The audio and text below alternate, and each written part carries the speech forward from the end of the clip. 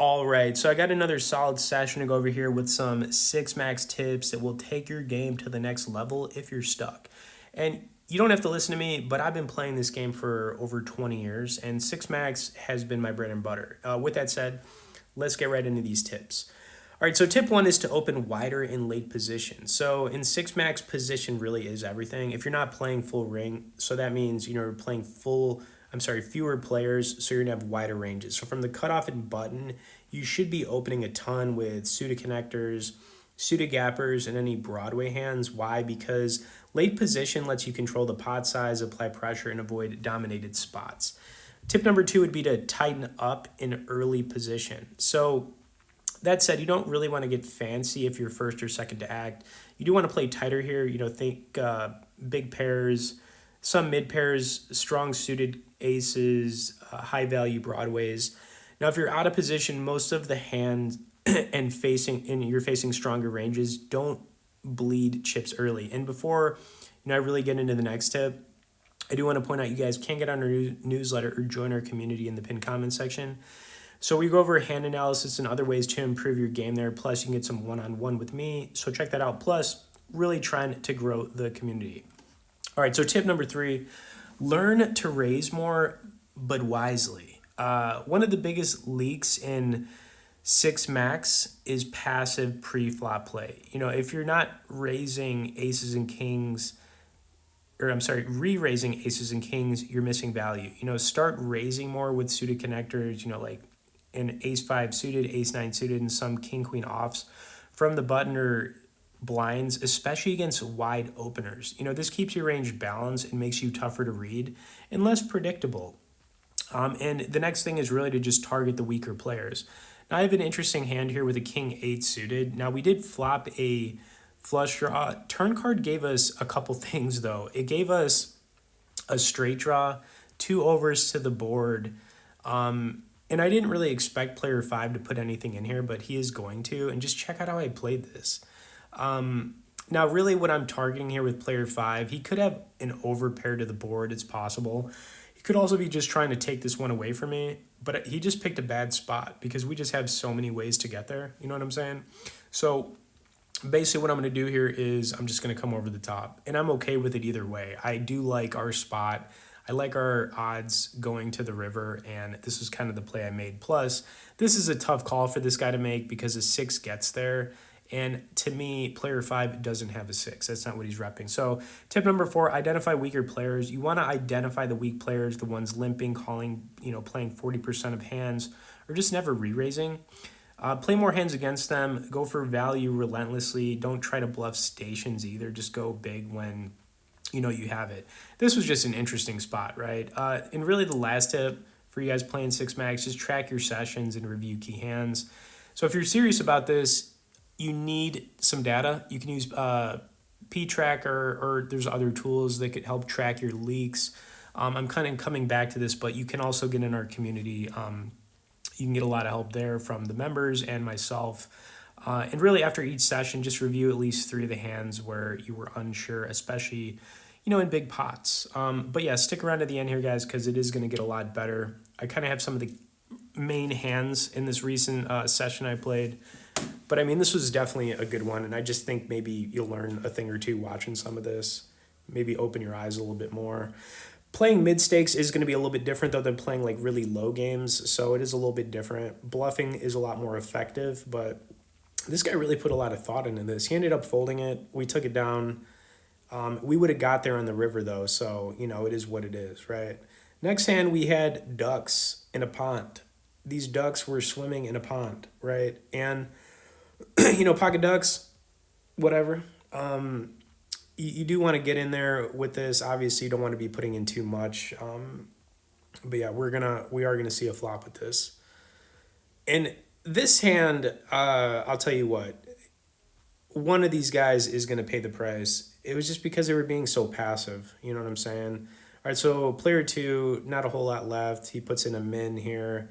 I call. Player four is going to kick it up a little bit, but I decided to flat just because we have ducks. And, we're so deep that if we hit that duck, we'll be swimming in the pond. You know what I'm saying? We're going to be swimming in that pond. So I'm going to make a call here and hopefully get something. Unfortunately, it's not going to be the greatest flop in the world for ducks.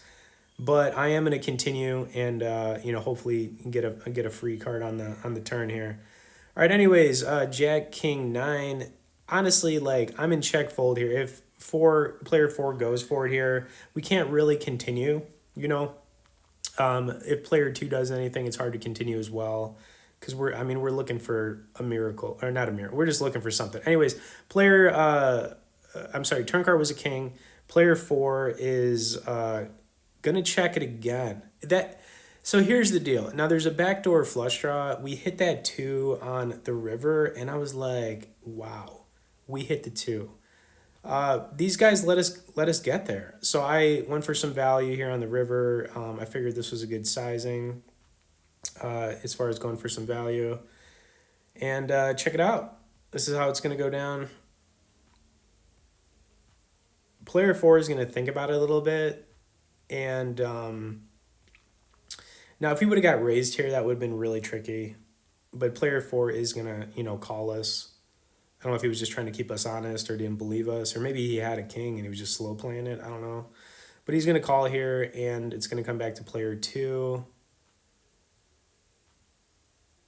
who is going to, player four might have had a hand like tens or queens too. Queens would be a hand here where I might consider calling this as well, especially if you've got a club.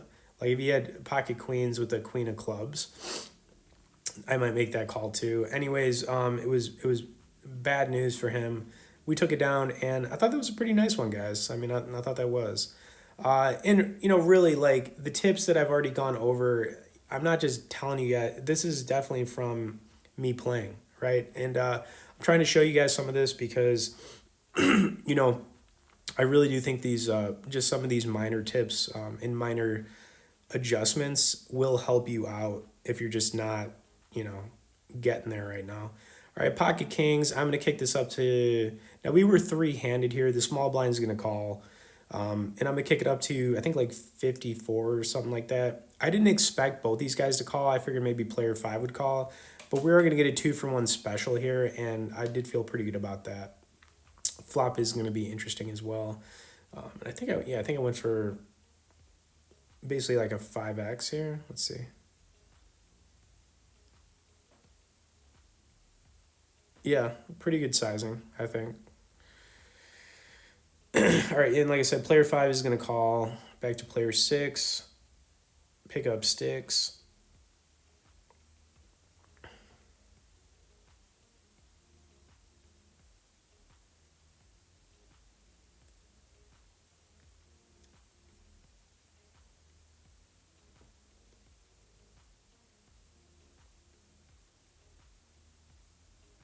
Yeah, these guys took a while to make a decision here. I did slow this down a little bit, but yeah, player five is going to call.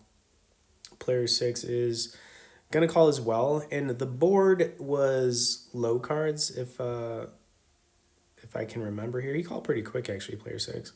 All right, 6-6-5. Now there's a flush draw out there. Not putting either of these guys on a six. Like I could pretty much say player five doesn't. Player six, like it's hard to imagine that he was going with this with like a hand like 8-6. I'm sorry, 7-6 suited. Maybe he has some suited connectors.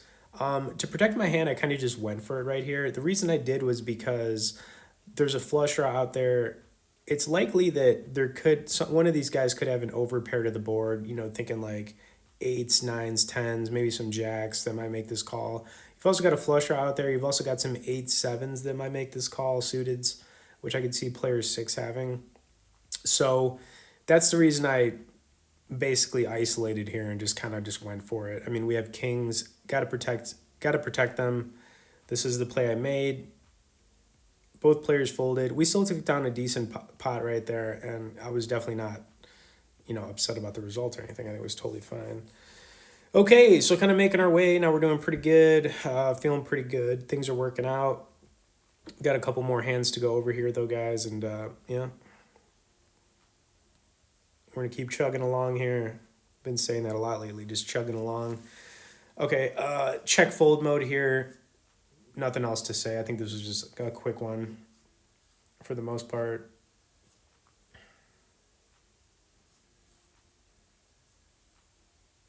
Oh, we did hit the queen. It almost feels like it could be good too, just kind of how this hand played, you know? All right, river card was a 5. And yeah, I think we took it down. Let's see. Yep. Pair of queens did it. We'll take it. Thank you so much. I believe this is going to be the final hand, guys. I wanted to keep this one kind of short and tight and to the point. All right, we had a queen 10 suited. Oh, I think this was actually kind of a... Yeah, this is a good one. All right, queen 10.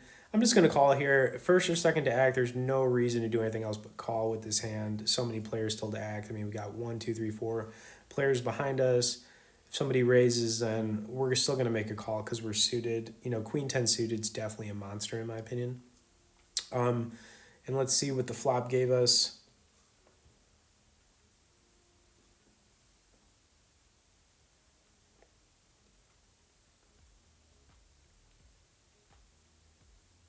All right, so the flop was very good. We've got a flush draw, up and down straight draw.